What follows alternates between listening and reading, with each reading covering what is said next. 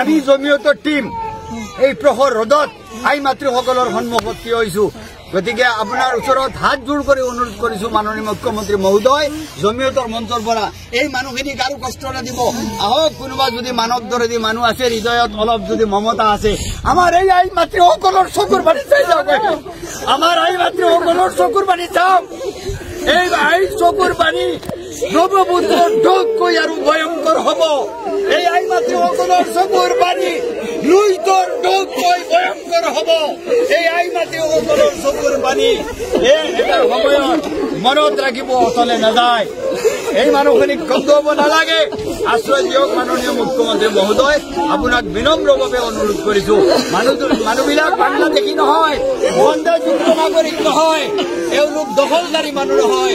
জমিয়ত উলামা আপোনালোকৰ লগত আছে, জমিয়ত উলামা আপোনালোকৰ লগত আছে। আৰু জমিয়ত উলামাৰ মঞ্চৰ পৰা আমি সকলোকে শান্তি শৃংখলা বৰ্তাই ৰাখিবলৈ অনুৰোধ জনাইছো। আপোনালোকে জাতি ধৰ্ম বৰ্ণ নিৰ্বিশেষে সকলোৱে শান্তি শৃংখলা বৰ্তাই ৰাখিব, সাম্প্ৰদায়িক সম্প্ৰীতি বৰ্তাই ৰাখিব। চৰকাৰে নিশ্চিতভাৱে আপোনালোকৰ ফালে দৃষ্টি দিবলৈ আমি মেমৰেণ্ডাম দিম, চৰকাৰৰ লগত আলোচনা কৰিম। আৰু জমিয়তে ৰিলিফ দিছিল, অনাগত দিনত আপোনালোকৰ খবৰ আমি ল'ম ইনশাআল্লাহ। আপোনালোকে যাওক, এতিয়া আপোনালোকে যাওক, আমি আছো। আমি জমিয়তৰ টিম এই প্ৰহৰ ৰদত আই মাতৃসকলৰ সন্মুখত থিয় হৈছো।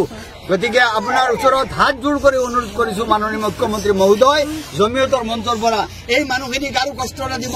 আহক, কোনোবা যদি মানৱ দৰেদি মানুহ আছে, হৃদয়ত অলপ যদি মমতা আছে, আমাৰ এই আই মাতৃসকলৰ চকুৰ পানী চাই যাওক। আমাৰ আই মাতৃসকলৰ চকুৰ পানী চাওক। এই আই চকুৰ পানী ব্ৰহ্মপুত্ৰৰ ঢৌতকৈ আৰু ভয়ংকৰ হব। এই আই মাতৃসকলৰ চকুৰ পানী লুইতৰ ঢৌতকৈ ভয়ংকৰ হব।